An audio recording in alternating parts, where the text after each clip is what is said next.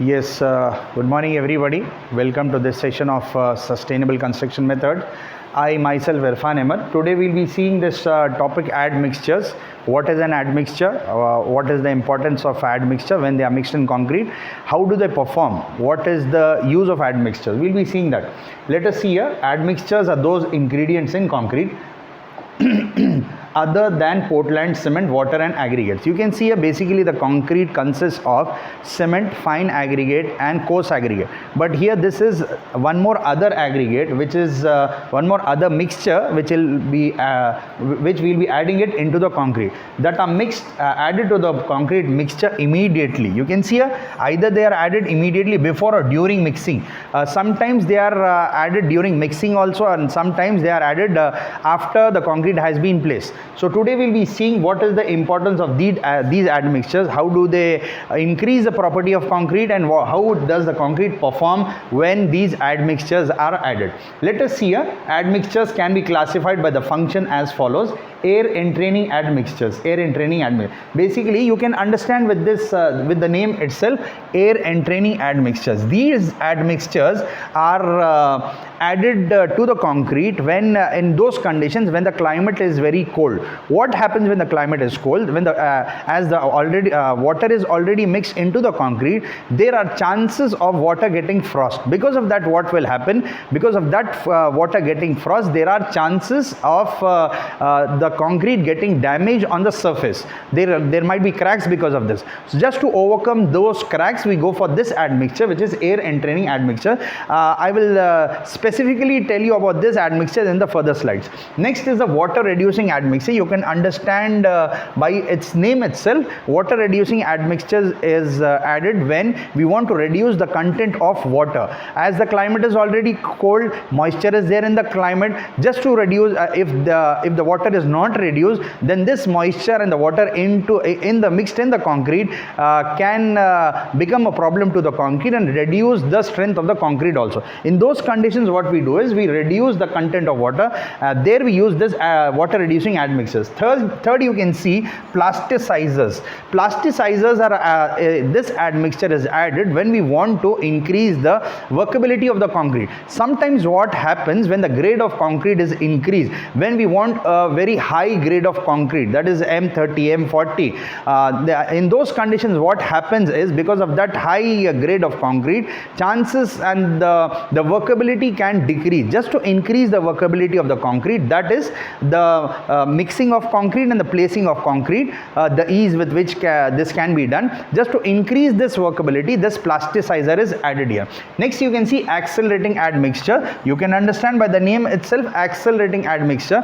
This admixture is added when we want to accelerate the property of the concrete, that is in terms of strength as well as the drying of our concrete also. In those conditions, we go for this admixture. Next, you have retarding admixture. This admixture is added when we want to slow down the process of the setting of the concrete. Sometimes what happens is we want to reduce the mixing of the concrete as well as the setting of the concrete. And under those conditions, when we want something like that, there we use this type of admixture. Next, you can see hydration control admixture. What happens when different materials are added, like in the previous session I had told you, when there are different other materials also which can be replaced with cement, like fly ash, and you have the silica fume and metakaolin and all these things.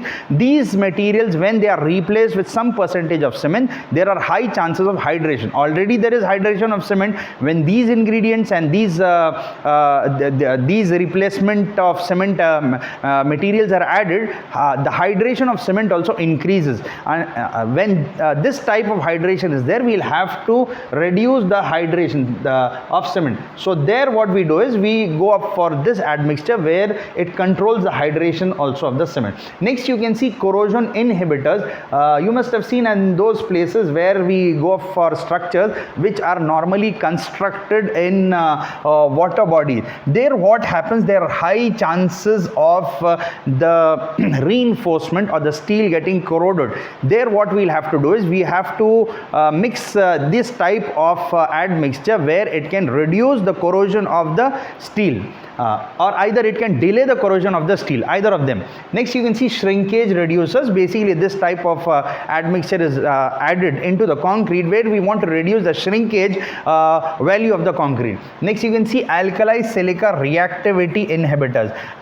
The same way where we when the structure is constructed in water bodies where there are chances of corrosion, the same way there are chances of alkali silica reactivity also. There is some reactivity because in those structures where we have constructed in sewage also. There what happens in concrete, alkali silica reactivity takes place. Just to reduce that activity, we'll have to go for an admixture which can reduce that activity. Next you can see coloring admixture also. Basically this admixture, it gives color to your concrete. It changes, it gives color to your concrete. So this is that type of admixture. Let us see. Here you can see there are different types of admixtures here.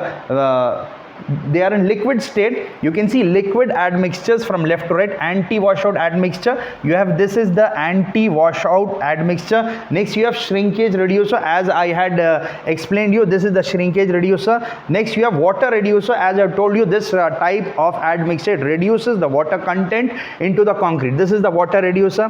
Next you can see foaming agent. Basically this forms a foam into the concrete where it will be very easy for the concrete to be mixed and placed at the site. Next you can see corrosion inhibitor. This is the corrosion inhibitor. As I told you, this corrosion inhibitor can be used in those places where we want to reduce the corrosion of the steel. Next we have the air entraining admixture. This is this admixture is used in those places where the climatic conditions are cold and there are chances of frost damage into the concrete. Under those conditions we will be going for air entraining admixture. Let us see in detail why are these admixtures used and what will be the help of these admixtures. The major reason for using admixtures are to reduce the cost of concrete construction also. The major, sometimes what happens as where there are very high, there is a huge construction, the amount, the cost of the construction is also high, and in those conditions what happens, we try to reduce whatever we can. Like I had told you, we mix this admixture to reduce the water content also. We mix this admixture to go for a retarding. We want to reduce we want to reduce the concrete where it is the setting time of concrete is has to also should be reduced. Under those conditions also what happens, the cost of constructions also reduces with this mixing of admixture. Next, to achieve certain properties in concrete more effectively than by other means. So the other properties of the concrete can also be enhanced. The strength of the concrete can be enhanced. The compressive strength of the concrete can be enhanced because of mixing of this. Split tensile strength can also be increased, as well as flexural strength of the concrete can also be increased by mixing of these admixtures. Next, to maintain the quality of concrete during the stages of mixing, transporting, placing and curing in adverse weather condition. You can see here as the technology is getting developed day by day, even the concrete, normally what used to happen is the concrete was placed in laid in a traditional way. That was, it was mixed at the site there, and then it was placed there at the site only. Now with the increase in the technology, basically now concrete, you can see here we have ready mix concrete also. We had ready mix plants of concrete where the concrete is already mixed into the batching plant. From there it is got onto the site. Sometimes what happens, if this batching plant is far away from the site, and in those conditions what we'll have to do, because if the concrete is delayed in pouring, the concrete tries to set, it tries to set down, it becomes hardened. Just to reduce that setting, we go for this type of admixture. This is the basic major reason also. To overcome certain emergencies during concreting operation, sometimes what happens is we have emergencies where we have very less time in concreting. Like like if you are going of construction for a dam, construction of a dam. Basically the dam is constructed at a place where the water bodies are already flowing. We divert the water body, then we construct a barrier. That barrier is, if that barrier is made up of concrete, then what happens, we are just diverting the water as early as we can. We want to construct that barrier and just divert the water into the dam. Under those emergencies also we use this type of admixture. So this is the major reason for using the admixture here. Let us see. You can see here, this is in the batching plant how the concrete is mixed and got onto the site.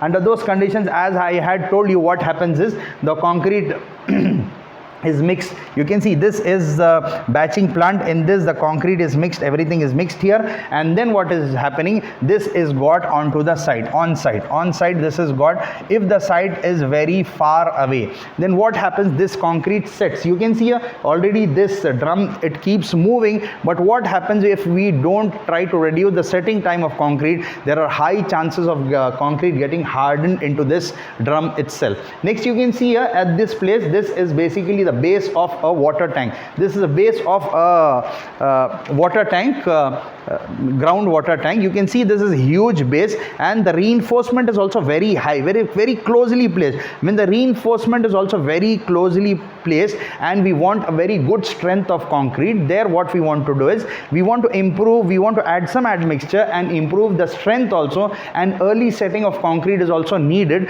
So in those conditions also this admixture is also used. So admixture is very important nowadays with different. You can see here, this is the dam which is being constructed. This is how the dam is. Here you can see this is the way the dam is constructed here. Basically this is a barrier. You can see this is the barrier of the dam. Now how do you construct this barrier? It is made up of concrete. You need to divert the water to some other place, then you have to construct this barrier, and as soon as possible the concrete should set up with the desired strength, and we should let in the water coming into this dam. So here what happens, you can see this reinforcement is very closely placed. It is very closely placed. In these conditions also what happens is, if we don't add admixtures, the concrete doesn't set inside this, it doesn't go to the bottom of this this structural element. So under those conditions also we add some admixtures where the concrete becomes self-compacting concrete. You don't need to compact the concrete. In the other construction you must have seen basically what happens when the concrete is laid, we compact it also. We use the different compactors, we try to set in the concrete, we try to push the concrete to the bottom of the structural element till where it can reach, so that the concrete shouldn't just set it shouldn't set down at those places where the steel is placed very closely. So you can see the reinforcement is very close here. In these conditions also we need to add some admixtures so that the concrete can act like self-compacting concrete here.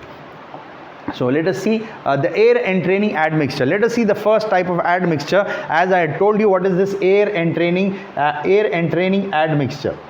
Let us see this here. Used to purposely introduce and stabilize microscopic air bubbles in concrete. See, this type of admixture is basically, it is induced. This type of mixture is air entraining admixture. Basically we are inducing air bubbles into the concrete. Now what is the use of inducing this air bubbles into the concrete? Why do we want to do that? Why are we creating air voids?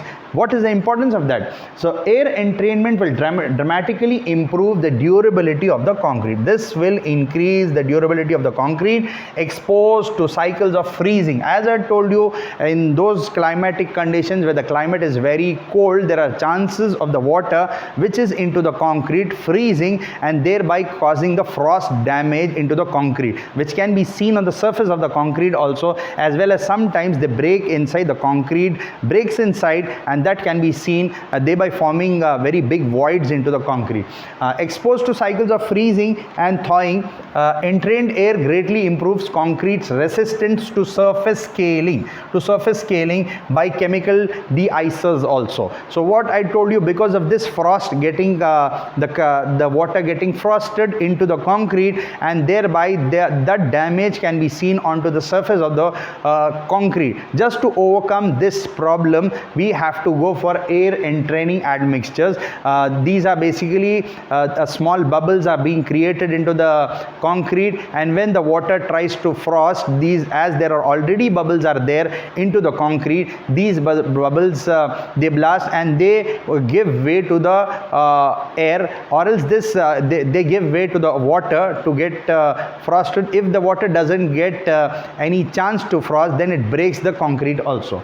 Let us see here what is this frost damage of a pavement. You can see here basically how this frost damage is caused. What happened, the climatic conditions were cold, and in this condition what happens was, this is the frost damage. You can see on the surface of the pavement, the whole concrete has been broken here. The whole concrete has been broken, and this takes place because of the frost damage. Just to overcome this type of damage, we go just frost damage. You can see that is at the joints of the pavement.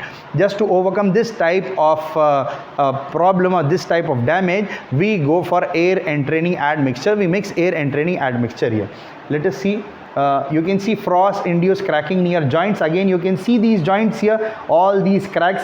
Now I hope you can understand all those cracks, whichever places we see, these are basically because of the frost damage. You can see here at this joints also, these joints also, you can see all these joints, because of this joints are getting compressed, these are getting compacted because of the frost damage. They are breaking the surface. You can see this whole surface, you can see all this breakage, you can see all this breakage onto the surface of the concrete. So we have to overcome this problem. Just to overcome this problem, there we go for air entraining admixture. Let us see next. Scaled concrete. You can see here the top layer of the concrete, small layers are getting formed, and the concrete is coming off, it is breaking in small layers. You can see scaled concrete surface resulting from lack of air entrainment, use of de-icers, and poor finishing and curing practices. Because why is this happening? Because lack of air entrainment. A lack of air entrainment. You can see if the concrete would have got some air voids into this wouldn't have happened here.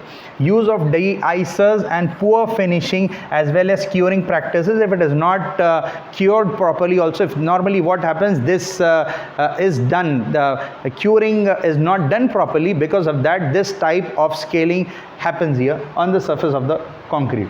The primary ingredients used in air entraining admixtures are salts of wood resin, that is winsol resin, synthetic detergents, salts of petroleum, acids, etc. So basically this air entraining admixture, it consists of these things, and they form the air entraining admixture. This is how the air entraining admixture consists of. Let us see here water reducing admixtures. As I had told you, what is the importance of water reducing admixture? This is used to reduce the quantity of mixing water required to produce concrete of certain slump. At some places, under some conditions, what we want to do is we want to reduce the content of water also. Just to overcome this, just to reduce this content of water, we go for water reducing admixtures. To reduce water, cementing materials ratio, reduce cement content, or increase the slump. We want to increase the slump. Basically, to know the workability, we do the slump test with the ease with how the concrete can be mixed and placed. We go for slump test. If the slump is good and the mixing is good and the placing of concrete is easy, then if that is easy or we want to make it easy, we go for water reducing admixture. Typical water reduce the water content by approximately 5 to 10%. This is a very huge good amount of reduction reduction of water, 5 to 10% of water is reduced here. If the climate is very cold and there is moisture, then what happens is, if we don't take care of this and we don't mix this type of admixture, what happens if sometimes what happens when we are laying concrete, there are chances of rain. Already there is water mixed into the concrete. If we don't mix this type of admixture, because of that rain, there are chances of the cement slurry just moving away from the concrete and only the coarse aggregate and the fine aggregate being left out in the concrete. Most of the cement is moved away. Because of that, what will happen, though the concrete will set, it will set, but later on in future you can see the different cracks coming up into your structural element because of this problem happening. So this is water reducing admixture. The materials it consists of is lignosulfonates. It consists of lignosulfonates and carbohydrates and hydroxylated carboxylic acids. It consists of hydroxylated carboxylic acids. These are the materials which it consists of. Mixing these materials in different quantities, we get this water reducing admixture. So it is very important admixture in conditions where we want to reduce the content of water. You can see here, this is the slump loss at 20 degrees Celsius in mixtures containing conventional water reducers. Water reducers ASTM. This is the water reducer ASTM C494 type D, compared with the control mixture, whitening and this. So what we have done is we have seen the slump test with in which the water reducer admixture was not used, and in the other one where this water reducing admixture was used. You can just see this graph, you can understand how it is performing. This is the control, this is the normal mix concrete. You can see what is the slump test. It is around 120, whereas the water reducer L type and H type, two different types were used and both of them were checked. You can see this L type is performed, it is reduced the slump value to 80, and whereas this type H has reduced the slump value to only 40. You can see what amount of slump is getting reduced because of this. So it is very good admixture, but under different conditions it can be used. So this is how they perform. The slump value, you can see how the slump value is getting increased, and the exposed time within short span of time, that is only in 40 minutes the slump value is around 80. In 80 minutes the slump value is around 100, whereas in 140 around 130 minutes it's taking and the slump value is around 100. So this water reducers act very well when mixed in concrete. Let us see a super plasticizers. This is high range water reducers, high range of water reducers. These admixtures are added to concrete with a low to normal slump. This what happens as we to every concrete we go for slump test, we see how the slump is. Then when we have got the values of slump, when we see that the values are very low to normal slump and water cementing materials ratio, to make high slump flowing concrete here. So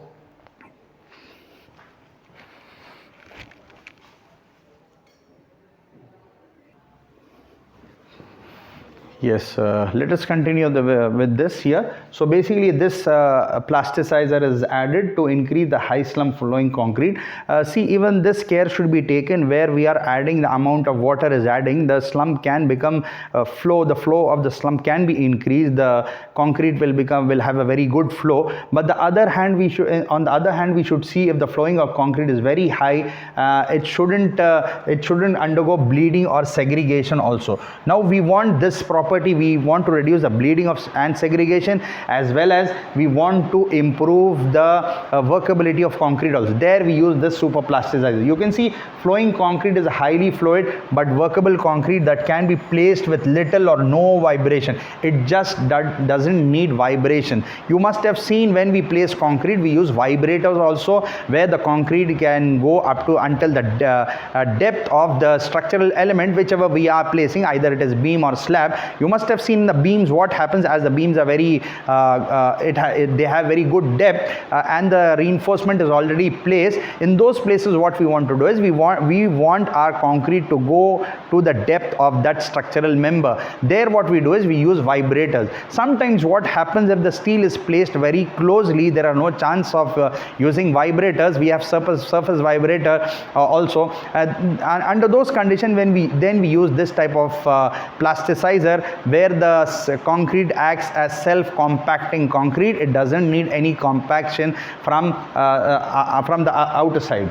Let us see what else. Superplasticizers or high range water reducers, applications where flowing concrete is used. Basically we use this at places where there is flowing concrete is needed. Thin section placements, where there are sections of reinforcement are very thin, where we can't use the vibrators, and there are chances of the reinforcement not letting the concrete go inside the structural element. At those places we use this type of super admixture. Areas of closely spaced and congested reinforcing steel, as I told you, where the reinforcing steel is very close, under those conditions also we use this type of concrete. Pumped concrete to reduce pump pressure, thereby increasing lift and distance capacity. Sometimes you must have seen, basically the concrete is pumped from one place to the other from the ready mix concrete batching plant. It has got into the vehicle, from there it is pumped. During pumping also we want the concrete to have good workability, it should have good slump. Under those conditions also we use this type of superplasticizers. If the concrete is setting in and if there is not good slump and no good workability, then there is very big problem, because you must have seen the vehicles are parked at the bottom, and if you are placing your slab, you're constructing your slab on the 10th floor or anything greater than that also, you can see just the amount, the strength of what the pump should be. It should pump all that concrete onto such high level. Under those conditions also we use this plasticizer. Areas where conventional consolidation method are impractical or cannot be used, consolidation process is impractical, it can't be used under those places. As in the previous slide I had shown you one picture where we were constructing the base of the water tank. In the base of the water tank also there is very huge reinforcement, because the very huge amount of water quantity has to be taken by this water tank. So the base will have very huge reinforcement placed very closely. The spacing between the reinforcement will not be very much high. Under those conditions also we need to use this superplasticizers. For reducing handling costs also, if you can just imagine, if you don't use this plasticizer, we'll have to increase the labor also. Because of the increase in the labor, the cost of construction will also be increased. You can see flowable concrete with high slump. As the superplasticizer was added, you can see the slump, the flow of concrete is very good. The flow is very good. You can see here, you must have seen, it can be flown, the concrete can be placed very easily. If this superplasticizer is not added, you can see the concrete, the flow of concrete will not be good. Because of that, the concrete will slowly start setting, and there will be a very big problem also. The same way we want to increase the property of the concrete as well as increase the workability of the concrete. Under those conditions we go for this type of plasticizer. You can see here, even in areas of heavy reinforcing steel congestion, you can see here this reinforcement is very closely placed. You can see here the spacing between this reinforcement is very close. It is not much. The spacing is very small. Spacing is very small. Under those conditions also we go for this type of plasticizer, where this plasticizer, it plays a very active role in increasing the slump and workability of the concrete. So this superplasticizers are playing a very important role in increasing the workability and slump of the concrete. Hope you can see a low water to cement ratio concrete with low chloride permeability, easily made with high range water reducers, and ideal for bridge decks. You can see where bridge decks are also constructed. You can see this is the water body here. There we are coming up with there we are constructing a bridge deck. At those places also the reinforcement is very close. Under those conditions also we want to come up with some concrete where the workability is also good and the slump is also good. So till here I hope this session was clear to you. In the coming sessions I'll explain you about the rest of the other admixtures which are added into the concrete and how do they react with the concrete. So till here, I hope this session was clear. We'll be seeing in the next section. I request all of you all to please go through this video, and please, if you have any questions, please comment in the comment section. I will answer to you all. Thanks a lot. Thanks for your thank you.